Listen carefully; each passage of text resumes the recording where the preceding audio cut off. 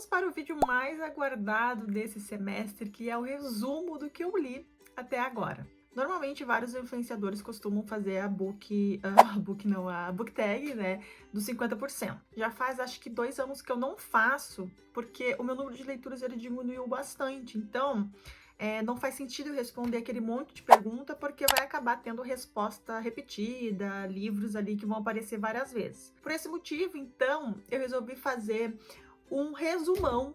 Vou mostrar tudo que eu li de janeiro até agora. E daí eu coloco em dia também todas as minhas leituras do mês. E também eu faço alguns comentários sobre o que me decepcionou, quais são os livros preferidos até o momento, enfim, vamos conversar. Começando, então, por mês a mês. Eu vou começar por janeiro, fevereiro, até chegar em junho. Eu finalizei essa contagem dia 30 de junho. E 1º de julho já começa, então, a próxima contagem do próximo semestre. Eu comecei 2024, gente, querendo quitar uma dívida da minha estante, que era ler os 5 primeiros volumes que eu tinha aqui em casa de The Walking Dead. Essa é uma série longuíssima, com vários volumes, e eu não queria mais ter ela na minha estante. Não porque eu não gosto, porque eu amo The Walking Dead. Eu acho que é uma das minhas séries preferidas. E o quadrinho, ele é bastante fiel até, né? Quer dizer, a série é bastante fiel em relação aos quadrinhos. Mas como eu tinha os 5 primeiros volumes aqui, eu queria me passar pra frente, né? Aqueles 5 que eu tinha, eu acabei lendo um atrás do outro para, enfim, conseguir tirar ele da minha estante sem peso na consciência. Por coincidência, na mesma época, a Panini começou a relançar, então, agora os quadrinhos. Então, essa minha edição aqui é da Panini. Eu tenho o 1º e o 2º volume e eu resolvi manter por enquanto. O 1º volume é Dias Passados, daí tem... Eu não vou lembrar o nome dos outros volumes, mas eu li os 5 primeiros volumes e eu gostei, tá, gente? Mas eu fiquei bastante surpreendida que a série de quadrinhos, ela corre muito rapidamente, sabe? Eu acho que a série de TV, ela explorou muito mais cada quadrinho, cada arco ali, porque, se eu não me engano, no 5º volume, a gente já tá conhecendo o governador. E na série de TV, eu acho que a gente vai conhecer lá na 4ª, 5ª, 6ª temporada, não me lembro agora. É um quadrinho em preto e branco, foi uma leitura bem rápida, mas assim, The Walking Dead é meu queridinho. Depois, não foi bem uma leitura, foi uma apreciação, vamos dizer assim, porque esse livro aqui, ele não é um livro de leitura, né? O Visões Grotescas de Junji Ito. Ele só tem as artes, né, dos quadrinhos. Deixa eu mostrar aqui um exemplo. Ó, essa aqui, por exemplo, são artes de Tomie. É um book art, né, que se chama. Então, eu só coloquei aqui porque se tinha no Scooby, eu marquei como lido, tá? Mas no final tem alguns textos, ó, uma entrevista, por exemplo, ó, com o Junji Ito aqui. Então, essa leitura que eu acabei concluído, mas não é bem um livro, tá? Não é bem um quadrinho também. A próxima leitura que eu fiz, gente, foi Marés de Guerra. Esse aqui é um livro que faz parte do universo de World of Warcraft, né? Que é um jogo de MMORPG que eu jogo há anos. Infelizmente, parece que a Record não vai lançar mais desse universo no Brasil, o que é uma pena. Mas, assim, lá fora, quase que mensalmente sai algum conteúdo, tem bastante contos que saem também no site. Não vou ficar órfão desse universo com essa personagem, que é a Jaina, que eu gosto muito. É uma personagem aqui que ela vai sofrer uma alteração depois de um ataque, né, que vão fazer ali no reino, né, no mini reino dela. E ela vai desenvolver uma raiva muito grande e ela vai em busca de vingança de quem fez esse ataque a ela. É bem interessante, tá? Gostei bastante. E essa minha edição, gente, não sei se vai aparecer, ela é cheia de mordida, ó, e de arranhão de patinha. Foi o Messi que fez isso. Então, isso aqui também é um livro que eu vou guardar pra vida inteira, assim, porque é uma marca que o Messi deixou aqui, na minha estante, pelo menos. Depois, eu li 2 quadrinhos que eu não tenho mais as edições físicas aqui. O primeiro é Procissão, então, que é do Vinícius Velo. Diz que é o quadrinho de estreia dele, não tenho certeza. Ele é um faroeste, né, que se passa no Brasil. E vai ter alguns elementos fantásticos também. E eu gostei bastante da história, assim. Não é nada assim, meu Deus, que surpreendente, mas eu gostei. Gostei da dinâmica do quadrinho. Ele é bem curtinho. E vai ter ali uma rixa entre famílias, né? No cangaço brasileiro. Ah, é bem legal, tá, gente? Mas eu acabei repassando ele, tá? Não não ficou aqui na minha estante. E o segundo é um quadrinho que se chama 9mm. Ele faz parte daquela coleção Quadrinhos para Todos. Não sei se é bem este, tá? Mas é super fininho, tá, gente? Acho que tem umas 20 páginas no máximo. E aqui a gente vai acompanhar a história de dois personagens que vão estar se relacionando ali no início de um relacionamento e tal. Vai retratar bastante a realidade, assim, que tá bem próximo da gente. Não vou falar muito porque a história é muito curtinha, né? Mas é bem emocionante, até impactante. Curti. E a última leitura que eu fiz em janeiro foi O Grande Vazio. Esse quadrinho aqui que saiu pela Comic Zone, inclusive a autora, que é a Lia Buravic, eu acho que é assim que se pronuncia, ela esteve aqui no Brasil em dezembro, né, durante a CCXP, e essa é uma história bem curiosa. Aqui a gente tem um universo, gente, que pensar em alguém garante presença para outra pessoa, e a presença que é basicamente vida e saúde. Então, por exemplo, tu precisa ter pessoas ao teu redor que lembrem do teu nome para tu ter um bem-estar, assim, é bem curioso. E aqui a gente tem a personagem que é a Manel Naher. Só que acontece, vai surgir aqui uma artista com o mesmo nome dela. E o que vai começar a acontecer? As pessoas vão começar a esquecer da protagonista e vão começar a associar esse nome só à artista. Então, essa personagem vai passar por maus bocados aqui nessa história. Essas cidades, né, nesse universo, eles são repletos de outdoors, assim. Os prédios todos têm outdoors com nome de pessoas, de artistas, porque as pessoas querem ser lembradas. Então, elas botam esses nomes nesses outdoors. E parece que além dos arranha-céus, existe o grande vazio. E a nossa personagem aqui, junto com algum amigo dela, ela tem esse sonho, esse desejo, essa curiosidade de ir para o grande vazio. Só que ninguém sabe se isso realmente existe, como é que funciona, enfim.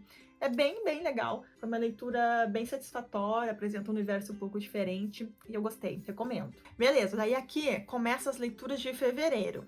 Começa é bom, né? Porque eu li 2 livros só. Um livro e um quadrinho. Comecei em fevereiro, então, lendo Assistente do Vilão. Gente, ai, só de lembrar desse livro me dá um quentinho no coração. É o típico livro que dá quentinho no coração, sabe? Se tu tá com uma ressaca, se tu quer muito ler um livro rápido, sabe? Sem grandes problemáticas, leia Assistente do Vilão. E é muito legal ver esse outro lado da história, sabe? Como é que é o trabalho do vilão?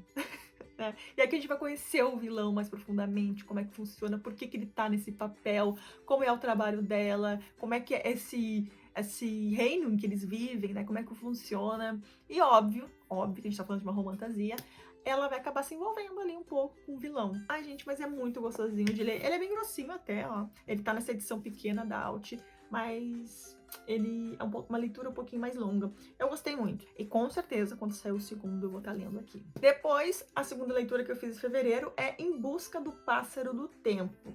Isso aqui é um relançamento da Comic Zone, tá? Esse quadrinho já foi lançado há alguns anos aqui no Brasil. E eles estão relançando, então, nessa edição linda. E eu fiz a leitura e eu gostei bastante, tá, gente? Esse aqui é a típica graphic novel que, se tu gosta de livros de fantasia, tu vai gostar muito desse quadrinho e também passa a ser uma boa porta de entrada, assim, para quem quer começar a ler quadrinhos. Aqui a gente tem um reino em que um grande vilão tá prestes a se libertar, né? Ele foi aprisionado ali há muitos anos atrás e ele tá prestes a se libertar. Daí a guardiã desse reino, ela vai mandar a filha dela, que é a Pelice, se eu não me engano, Pelice, exatamente, procurar um grande guerreiro, que é o Bragon, para ir atrás do Pássaro do Tempo. Que só através dessa ave lendária que eles vão conseguir aprisionar novamente esse grande vilão. Gente, muito legal, tá? Muito legal.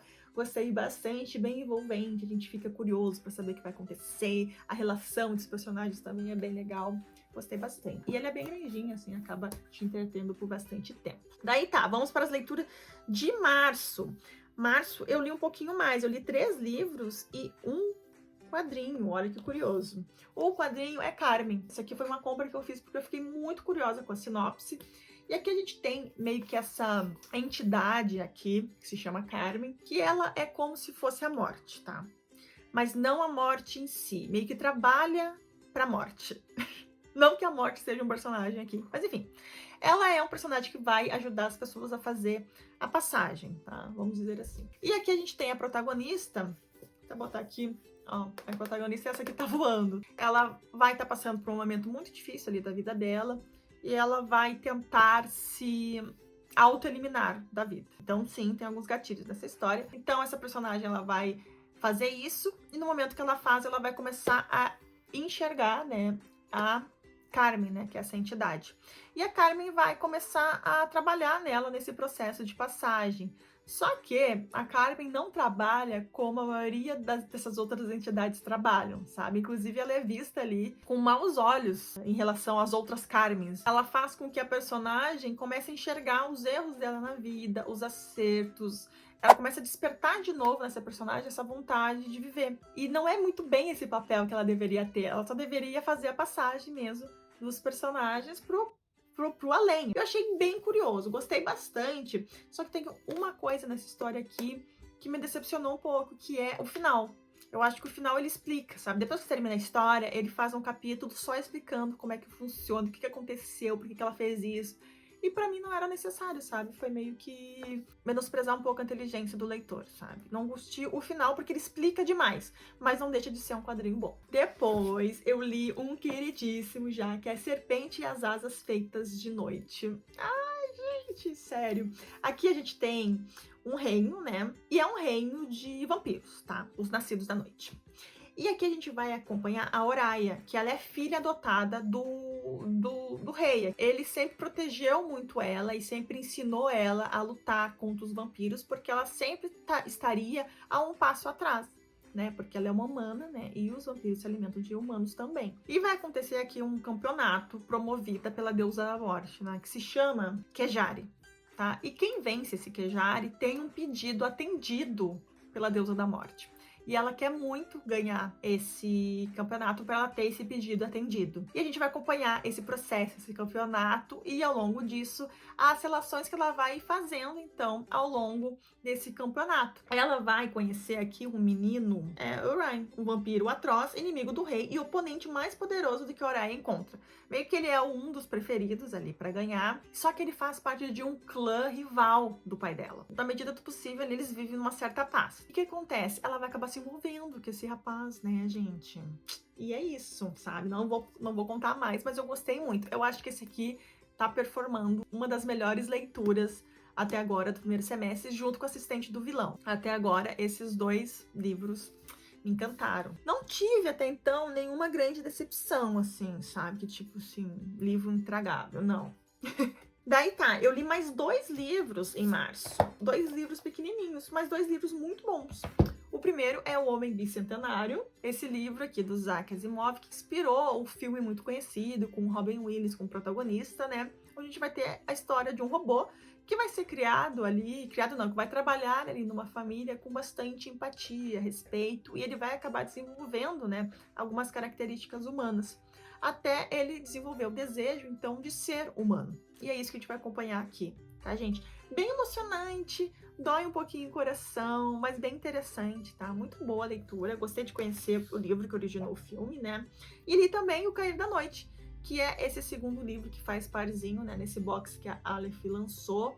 Esse aqui tem uma história muito legal, gente. Assim, contando sem contar muito, aqui a gente tá num planeta, e nesse planeta vai ser a primeira vez que vai acontecer à noite, tá? É sempre dia, e daí pela primeira vez vai acontecer à noite.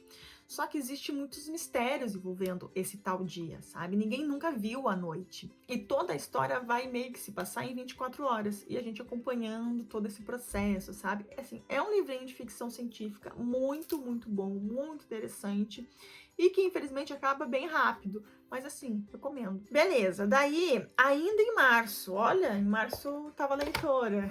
Enfim, mas são leituras bem básicas, né, gente? Eu li Lendas Japonesas, da Dark Side, da Loputin. Isso aqui, gente, na verdade, quando eu vi o livro, eu achei que era uma coisa, mas na verdade é algo bem mais simples. A Loputin, ela é uma ilustradora italiana, se eu não me engano, e ela vai pegar algumas histórias japonesas, lendas japonesas, e vai recriar com a ilustração dela. Só que o texto não é dela, se eu não me engano, tá? Acho que tem aqui dentro de quem é o texto, mas é um texto super curtinho. Eu vou mostrar para vocês um exemplo. É aqui, é da Valentina Cantore, quem faz o texto. Daí, por exemplo, aqui a gente tem a Princesa Reluzente, ó.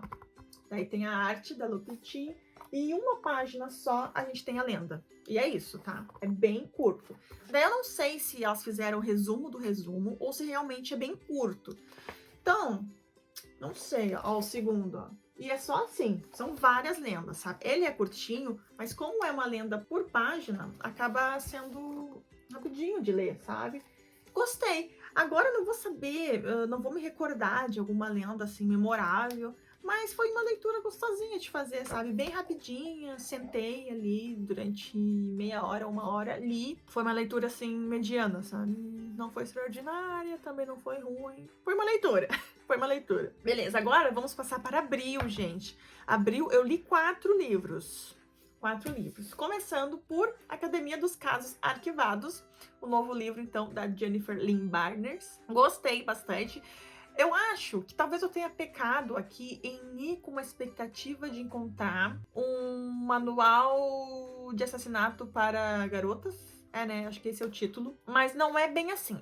A gente tem aqui adolescentes investigando casos, mas ele tem um elemento mágico aqui, bem interessante. A nossa protagonista aqui, que é a Cassie, ela tem esse talento de identificar os perfis dos suspeitos. Então, ela consegue, só de olhar, de estar presente com a pessoa, meio que ver o perfil daquela pessoa. Ela sempre teve essa habilidade até que ela vai ser notada, então, pelo FBI.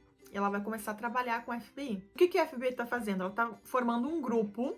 Esse grupo se chama Os Naturais. É um grupo de adolescentes talentosos com esses tipos de talento. E daí ela vai começar a conhecer esses outros jovens, vai começar a investigar alguns casos. É legal. Não achei assim tão surpreendente como eu vi bastante gente comentando. Nossa, que livro incrível, mas eu achei gostosinho de ler, interessante, mas nada tão extraordinário. Vai ter um romancinho também. Aqui tem bem pouco romance, tá? Espero que no próximo, que já tá sendo lançado pela Alt, se eu não me engano, tenha mais romance, sabe? Porque eu gosto. Depois, gente, eu li um livro que eu também não tenho a edição dele, porque eu peguei emprestado da Lê, que é Luto Sem Medo. E o que é o Luto Sem Medo? É um livro que vai falar sobre o ciclo da vida, os ciclos da vida. Então vai falar sobre luto, como o título diz, mas é em forma de fábula. Então vai ser uma narrativa um pouco diferente, sabe? É prosa diferente, como apresenta essa história. A gente vai acompanhar a história de uma família, né, que tá passando pelo luto, que perdeu a esposa e a mãe, se eu não me engano. Só que eu não fiquei tão tocada com o texto, porque eu acho que tem um motivo. Porque esse é um texto que foi traduzido, né, para o português. E nessa tradução, gente, quando a gente fala de poesia, prosa, essas coisas, de rima principalmente, não dá certo, sabe? Porque ou tu traduz e tu muda o texto original para conseguir fazer, né, a essência está ali, ou tu vai traduzir assim, não ao pé da letra, mas vai traduzir e muito do que tem de especial no texto vai se perder, sabe? Então, por causa disso, eu acho que eu não me emocionei tanto. Mas é interessante, né? Luto é um tópico que me interessa bastante e tal. É bem bonito a história, termina de um jeito que dá uma coisinha assim no coração. Mas eu acho que eu não tive uma experiência plena por causa dessa minha percepção. Mas se vocês já leram, me contem o que vocês acharam. Me contem.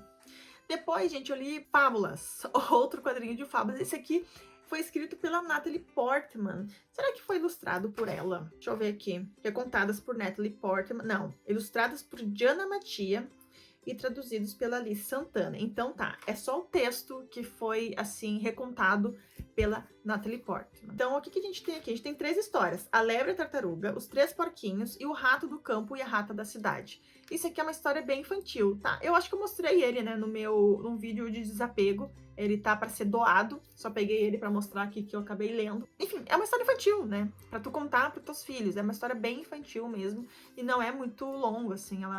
Ela recontou de uma... Olha como é grande, ó.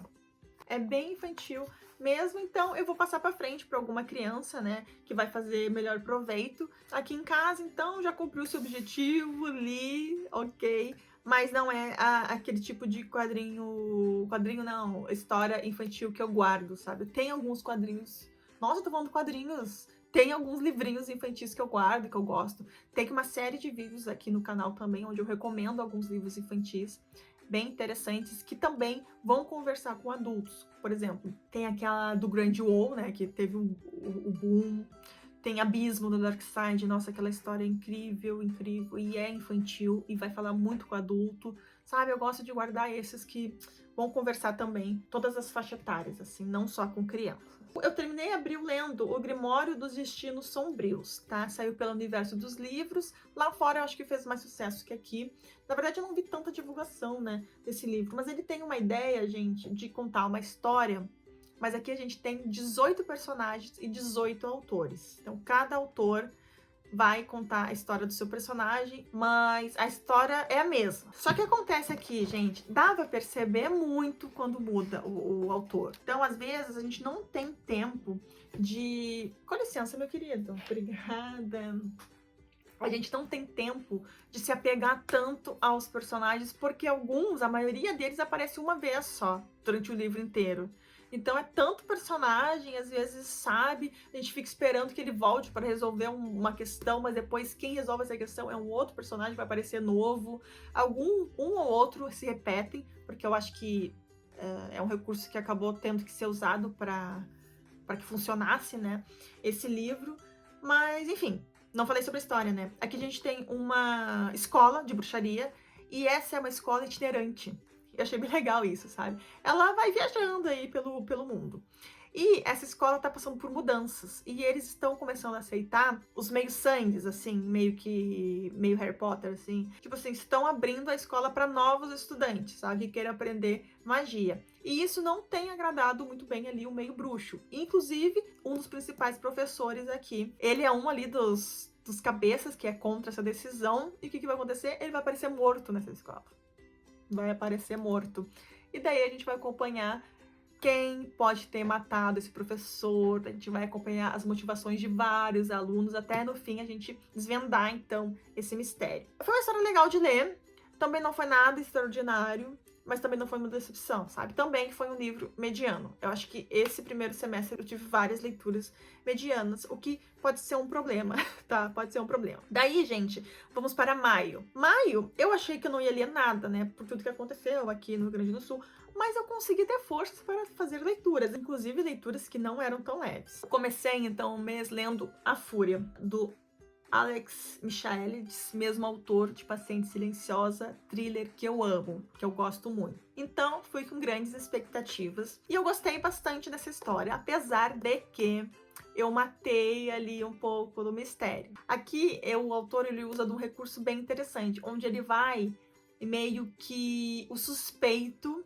vai contar a história. Então, acaba sendo previsível, assim, a gente já sabe que o narrador não é nada confiável e, consequentemente, ele pode ser o suspeito. Então, o que acontece aqui? A gente tem uma personagem que é a Farah Lana. A Lana é uma grande estrela de Hollywood, tá? Uma celebridade, e todo ano ela reúne alguns amigos numa ilha pessoal que ela tem, tá? Numa ilha. E nessa ilha, gente, vai acontecer um crime nessa ilha. E daí os personagens ali, alguns amigos muito próximos dela, vão estar reunidos ali e eles vão passar a ser suspeitos sobre essa morte. E a gente vai acompanhar isso voltando para o passado e daí entendendo quem era a Lana, quem é o narrador, qual a relação dos dois. Ele vai construindo isso aos pouquinhos, apesar de já mostrar no início do livro o que acontece meio que lá no final. Só que lá no final ele vai explicar o que aconteceu ali. Bem interessante, tá, gente? Bem interessante, eu gostei, ele super rapidinho. Eu acho que ele surpreende ali no final para os leitores mais atentos. Pode ser que mate, mas mesmo assim eu gostei da experiência pela narrativa ser diferente, sabe? Eu gostei bastante. Eu não sei se tá aparecendo os livros aqui, acho que ainda não, né? Daí, gente, o que eu fui ler? A Estranha Sally Diamond. Essa aqui foi a leitura conjunta, sabe? A primeira leitura conjunta do meu clube do Catarse. Se vocês não participam, agora eu tenho um clubinho, onde a gente esporadicamente escolhe algum livro para ler juntos. E essa foi a nossa primeira escolha. E ele foi escolhido por 2 motivos. Eu coloquei na lista pro pessoal votar, porque ele foi muito falado, muito bem falado quando ele foi lançado, né? O pessoal gostou bastante, que é muito surpreendente e tal. mas ele foi votado no meu clube, principalmente por causa da sinopse, que é uma sinopse bem peculiar, porque vai mostrar aqui que a protagonista, que é a Sally Diamond, ela tá colocando o pai dela no lixo. Sim, gente. E quem pede isso pra ela é o próprio pai. E ela tem uma condição aqui que ela entende as coisas ao pé da letra. E ela faz isso e meio que isso vai dar uma grande confusão, tá, gente? Uma grande confusão. Mas aqui a gente vai conhecer por que que a Sally é diferente, né? Ela vai apresentar aqui alguns comportamentos bem diferentes, né? De uma pessoa normal aqui, entre aspas. Então, a gente vai acompanhar essa personagem e tudo que vem por trás, não só por causa do comportamento dela, mas também sobre alguns traumas dela, como isso vai se desenvolvendo com as pessoas ao redor dela, as descobertas que ela vai fazendo em relação ao pai dela, que deixou ali algumas cartas para ela ler depois que ele morre. E, gente, tem temas pesados aqui. Tem temas pesados, não vou falar sobre esses gatilhos aqui, mas saibam que tem. E se você tem algum problema sobre isso, eu sugiro que vocês procurem, tá? Procurem quais são esses gatilhos pra tu não se meter numa história que vai acabar te prejudicando de alguma maneira. Mas eu gostei. Tem algumas atitudes bem questionáveis aqui, sabe? Algumas coisas que eu virei o olho. Eu entendo o hype, entendo e não entendo. Eu entendo porque ele vai ter essa sinopse muito chamativa, ele vai ter um final que não é tão esperado assim para o grande público, eu acho. E não entendo porque também, para quem já lê bastante de thriller, suspense, livros desse gênero, não é algo tão surpreendente assim. Tenho as minhas pontuações sobre esse livro. Depois, gente, também li um livro que eu não tenho edição física aqui, mas foi uma leitura conjunta com a Tami que eu fiz. Óbvio que ela leu muito mais rápido que eu, mas eu li também Trono de Jasmim. Isso aqui é uma fantasia sáfica, então, da Tara Suri. Eu acho que é assim, né? Que você fala o nome dela. Ela é indiana, se eu não me engano. Essa é uma história, né? Que vai apresentar bastante da cultura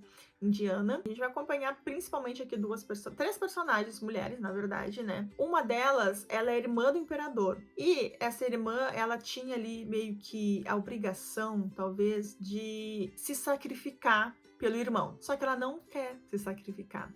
Então, por causa disso, ela vai ser aprisionada lá num lugar com acesso super difícil e tal, ela vai ser aprisionada. Do outro lado, a gente vai acompanhar uma personagem que trabalha ali nesse reino, vamos dizer assim, e vai acabar, de algum jeito, se encontrando com essa irmã do imperador. Essa irmã do imperador se chama Malini. E essa serva, né, que trabalha ali no império é a Priya.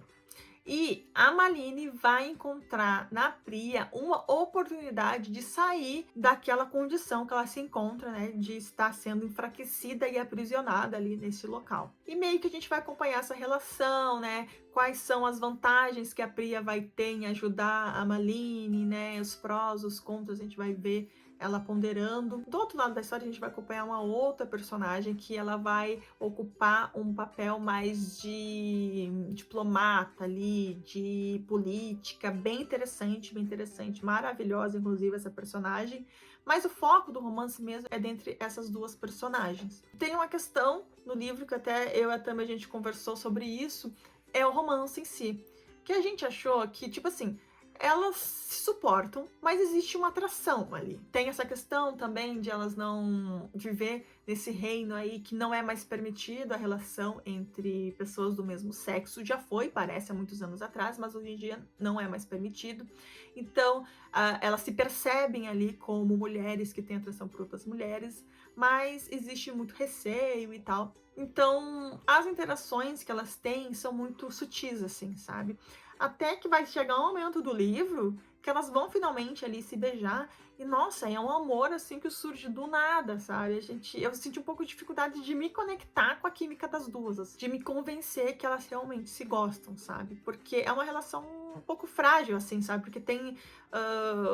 os interesses aqui é muito fácil de ruir, sabe? Porque uma está de um lado, vamos dizer assim, a outra está do outro. Ai, gente, é um pouco complicado de explicar sem dar spoilers. Mas enfim, é basicamente isso. Mas eu gostei. Eu não sei, eu acho que vai ter continuação. Provavelmente eu vou estar lendo, sim. Acho que é uma trilogia, né? Inclusive, as capas americanas são muito mais bonitas, né? É uma pena que a Record não tenha apostado nessas capas, porque eu acho até, inclusive, que a série ia ganhar mais notoriedade.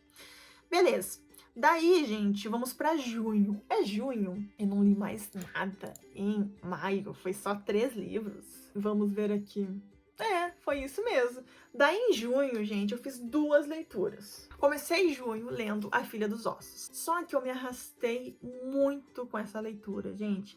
A primeira metade do livro eu achei assim, meu Deus do céu, não acontece nada.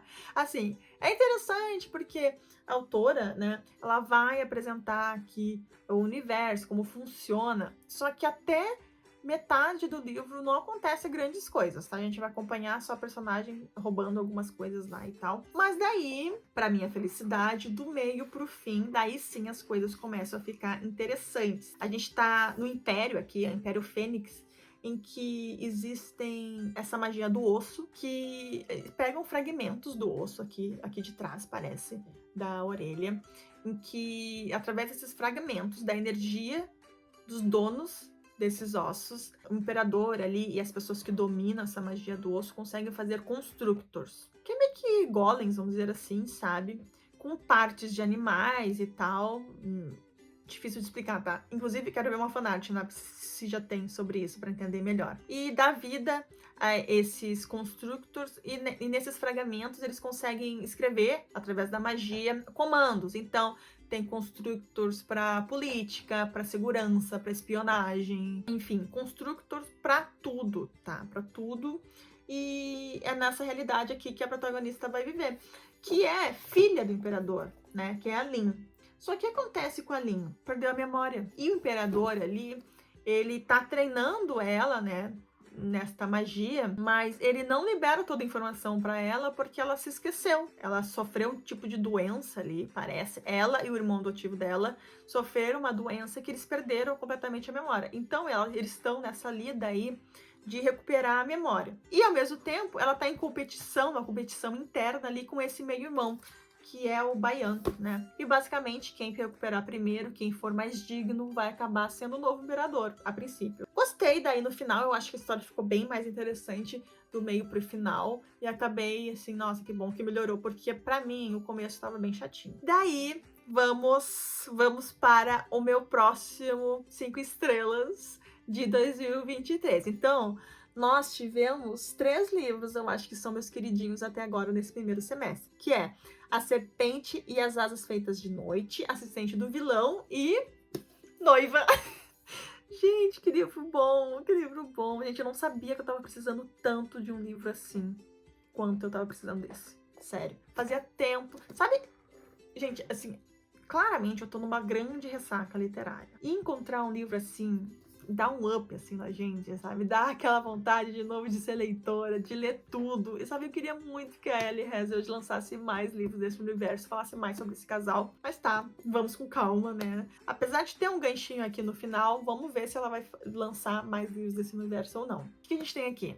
A gente vai ter uma noiva, que é uma vampira, que ela tá prestes a se casar com o Alpha de um grupo de licanos. Eles vão fazer essa união para tentar ali selar um tratado de paz entre os dois povos que há milênios estão em guerra. Sempre tiveram uma relação assim muito frágil, né? E aqui os vampiros, gente, eles estão em desvantagem numérica, tanto quanto em relação aos humanos, quanto em relação aos lupanos. É lupanos, gente. Licanos, tá? Então o pai dela vai ver essa oportunidade. Não, a gente precisa se unir aos licanos para a gente não ser dizimado. Então ele vai mandar a própria filha para se casar com esse Alpha. Só que esse Alpha, ele é novo também dentro desse grupo. Ele acabou destronando, vamos dizer assim, o Alpha anterior. Só que ele tem também uma mente muito aberta. Ele quer esse tratado de paz. É interessante para ele esse tratado de paz. Só que é óbvio que a personagem ela não tá aqui por livre e espontânea vontade, tá? Ela foi obrigada pelo pai, mas ela também tem interesse interno. Ela tem uma melhor amiga, que é a única amiga dela, que ela sempre teve a vida inteira, que tá desaparecida há 3 a 4 meses, se eu não me engano. E ela tem uma única pista. E essa única pista é o nome do noivo dela. Quando ela descobre o nome do noivo, ela topa, então, para ver se ela descobre alguma coisa, o que ele tem de envolvimento sobre isso e tal.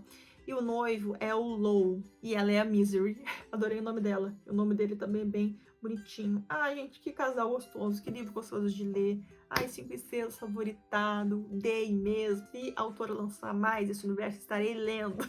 Estarei lendo. E é isso então, gente. Essas foram as minhas leituras. Se eu não me engano, foram 18 leituras, foram bem poucas leituras, sendo que tem vários quadrinhos aqui. Fazendo comparativo com a minha média dos outros anos, eu estou a uns 10 livros atrás da minha média normal, sabe? Normalmente, quando eu chegava em julho, eu tinha lido ali 28, 30 livros. Normalmente eu leio 60 livros por ano, mas vamos dizer que Noivo me deu um gás, assim, pra eu correr atrás. Já engatei numa próxima leitura, mas isso a gente vai falar em outros vídeos, em outros vlogs. E espero que vocês tenham gostado. Então, me contem aí se vocês já leram alguns desses livros, se a gente tem alguma opinião em comum, se vocês gostam desses 3 livros que eu falei que são meus preferidos até o momento. 2 deles têm vampiros envolvidos, né? Então temos uma temática aí nesse ano, parece, pra Joyce. Não se esquece de dar like pra ajudar na divulgação, se inscreve no canal se você ainda não é inscrito. E a gente se vê então no próximo vídeo. Tchau, tchau!